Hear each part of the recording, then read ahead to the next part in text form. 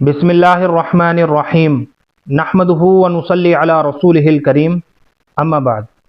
मोहतरम नाज़रीन इकराम, एक साहब हैं मलिक बॉस, इनकी जानिब से कमेंट है अस्सलामु अलैकुम, अनसा नाम के माना बताइए।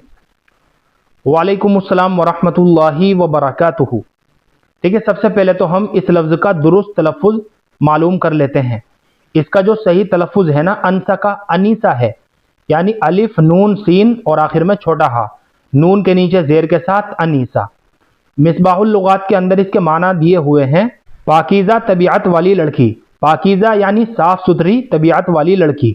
तो अनसा का जो सही तलफ़ुज़ है वो अनीसा है, अलिफ के ऊपर ज़बर के साथ, नून के नीचे जेर के साथ अनीसा। ये इसका सही तलफ़ुज़ है। अगर ये नाम रखना चाहें तो बच्ची का ये नाम रखा जा सकता है बिला डाउट और बिला तरद्दुद। इसके अंदर किसी भी तरह की कोई ख़राबी की बात नहीं है। इसी तरीके से एक लफ्ज़ और आता है आनीसा, अलिफ मदा के साथ आनीसा। ये भी लड़कियों के लिए माना के एतबार से बहुत खूबसूरत नाम है, बहुत प्यारा नाम है। इसके माना आते हैं नौजवान, नेक दिल और खुश कलाम। तो अनीसा और आनीसा दोनों तरह से बच्ची का नाम रखा जा सकता है।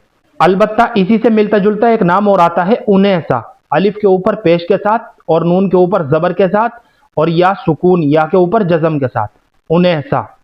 ये कई सारी सहाबियात का नाम रहा है, चुनाचे बच्ची का उनैसा नाम रखना यह ज़्यादा बेहतर रहेगा, क्योंकि ये कई सारी सहाबियात का भी नाम रहा है।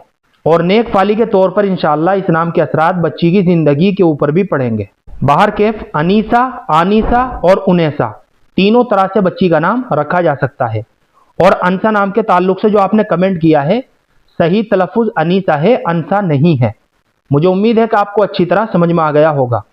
अल्लाह हम सबको सुन्नत व शरीयत पर पाबंद फरमाए। फ़क़त वल्लाहु आलम।